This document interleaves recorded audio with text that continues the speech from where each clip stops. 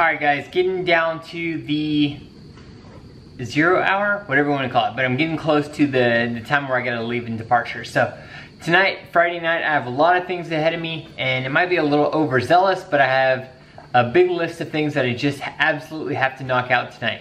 Let me go over everything that I'm about to toss on the rig. I'm not gonna do step-by-steps or how-tos just because it's gonna take me too long, and I just really need to knock these things out and just get the rig a little bit more dialed in. I'm gonna break this up into 3 phases, basically 3 sections of the rig that I'm gonna work on between now, Friday night, and next Thursday night, and hopefully get everything knocked out. I'm testing out Moose in the garage with me. He's just literally eating everything. Moose. He's grown up so quick. Hey, how you doing, man? Yep. This is the freaking window licker. If he was a branch of the military, Moose would be the Marines. He's just a window licking, crayon eating, glue smacking Marine. He's good shit though. I like him. So this is what I got for tonight, Friday. I got Duralast AGM battery. I'm gonna go ahead and toss this in, swap out what's in there. I don't care if the batteries in there is great. This AGM battery is gonna do a lot better, and it'll just be nice peace of mind to know that I have a brand new battery in there. This, for just comparison purposes, has 710 cold cranking amps. What is this? 885 cranking amps, 120 reserve capacity, and 70 amp hour. Hopefully, can't go wrong with that. I'm gonna do new battery terminals because the old ones are just crap, so I figure why not replace them while I got it there too. Got a new radiator cap. That's the easy stuff. Rear brakes I'm going to try and do tonight as well. Got some ceramic brake pads for the back. Going to go ahead and toss these on along with new rotors also. Some new seat covers. Going to go ahead and try and toss them on. This right here is my diff fluid. I'm going to go ahead and change both the front and the rear out. Yes, I know there's more extensive fluids I could get, but again, I'm just trying to change everything out from whatever's in there to just fresh fluids. I can do this again within the next year, get better fluids in there, but anything is going to be better than what's in there right now. So I got some 80W90 for the front and rear diffs. This right here is 75W90 for the transfer case. This right here is automatic transmission fluid. What I'm going to do is basically drain it and replace the fluids with this, and then basically do that again. So all of these fluids, this is just get me to Colorado, change out whatever's in there crap fluids, and go from there. Again, I'll try and do better fluids hopefully again once I get situated up there, but for now I just want to change the fluids out and get something fresh in there. So this is my objective for tonight. Also, I am going to add wheel spacers onto this because I did the FJ wheels. I actually really like these wheels and I think they look good on this rig, but the problem is they're very inset in there, so they're sucked in a lot. So I'm gonna go ahead and space them out. I have an 1.5" spacer. I did not go hub centric with this for one primary reason. This hub right here is actually super long. I can't even get the diff cover on right now, so I'm hoping that will help out with that. In conjunction with the wheel spacers, what I did was I did get these extra long threaded wheel lug nuts. So the spacers usually come with lug nuts that end right there, but these are extended threads, so these are actually going to be a lot better than what the wheel spacers come with. So extra security, and then I'm going to bolt the wheels back on. So again, tonight is rear wheels. Next I'm going to do the front wheels, the wheel bearings, and the wheel brake and rotors, but that's a little bit more involved, so I'm saving that for a different night because I already have a whole slew of things I need to do tonight.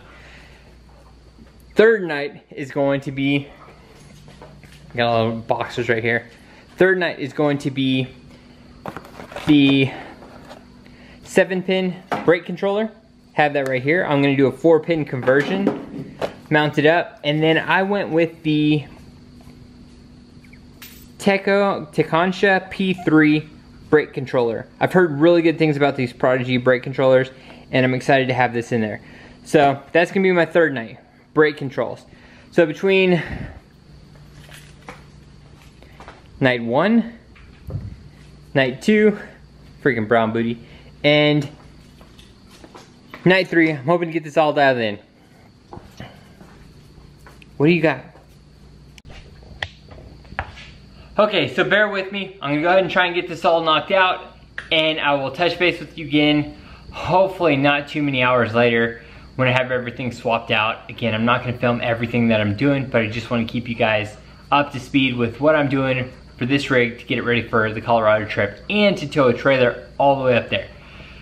If you haven't been following along, I'm literally taking this rig that I just bought, giving it a full tune-up, changing everything out. It's got 290,000 miles, and I'm towing a brand new 22-foot Winnebago trailer up there that I'm gonna live in for the next few months with this little knucklehead right here.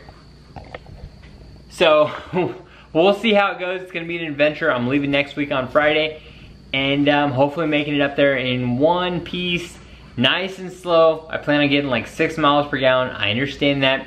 Maybe I should have bought the trailer up there. I don't know. We're just trying to make things work out to make this move to Colorado. It's never gonna be perfect, and you just have to do what you gotta do. So I'm gonna get to work on this, and I'll see you guys on the flip side. Also, for anyone curious, this is what the engine bay looks like now. I just replaced this radiator cap. It's spewed all over my face. It is green fluid inside of there. Air filters changed. New NGK spark plugs and spark plug wires. I'm about to change out this battery from this True 2, whatever's in there. These power steering hoses, oh, I forgot to mention that, are also about to be changed and swapped out because they are leaking all over the place.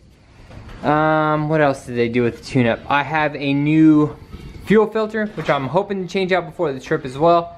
But this is the setup of the 1FZJ 24 valve engine. So there you guys go.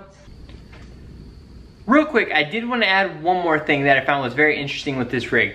So the story on it is that this rig at some point was shipped over to Europe by military dudes, I think in the Navy or something like that, and then it was brought back into the US and had to go through the New York, obviously customs or whatnot, where they removed the VIN plates, re-VIN'd it with a New York VIN tag, and then retitled it.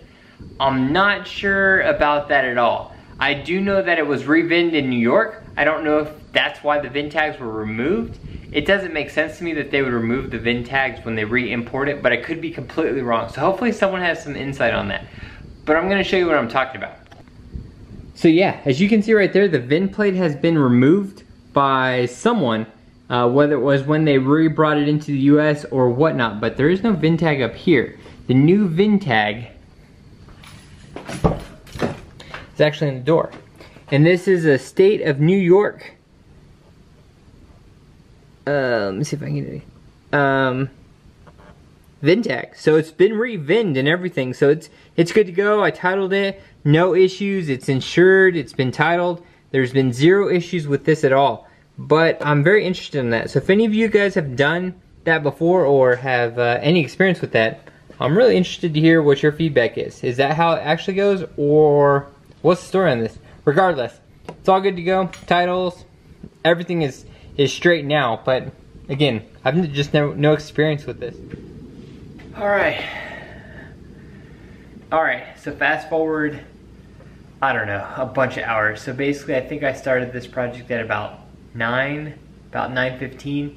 It's now 5:15 in the morning, and here's what I've accomplished. I've done the rear brakes, I've done the rotors and pads, I did the front diff fluid, rear diff fluid, transfer case fluid, and I've done the front the front power steering hoses and finished that up.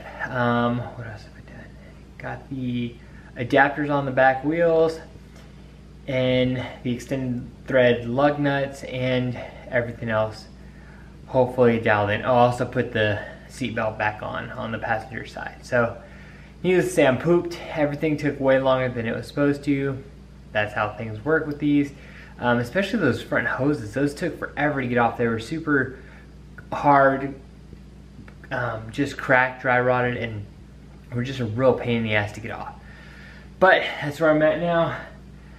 Another step in the right direction. I'm hoping I got the big blunt of the work all done today, and I'm gonna try and go to sleep for just a couple hours because we have a house showing at like 11, and so that's only a couple hours away, and then we're picking up the trailer and doing that. So at least tonight I'll be able to rest too, and then Sunday night I'm gonna work on it again. try and get the front wheel bearings done, front brakes, and then just kind of go from there. So, alright guys, thanks for following along. I'm gonna go to sleep after I take a quick shower, take a quick nap, and get on with this weekend. Thanks again. Oh yeah, I forgot to mention, I also did the battery and new terminals up there. So that's all cleaned up now as well. I already showed you that. Anyways, this stuff was a pain in the ass. Hopefully, I think it's leaking out of this top part too. I'll have to figure something out for that. But at least the main hoses are at least swapped out. Will they last? Will they not leak? I don't know. But they're swapped. And I'm excited about that AGM battery. Alright, also gotta clean this up a little bit at some point. Anyways, again, I'm out guys. I'm going to bed. Power nap time.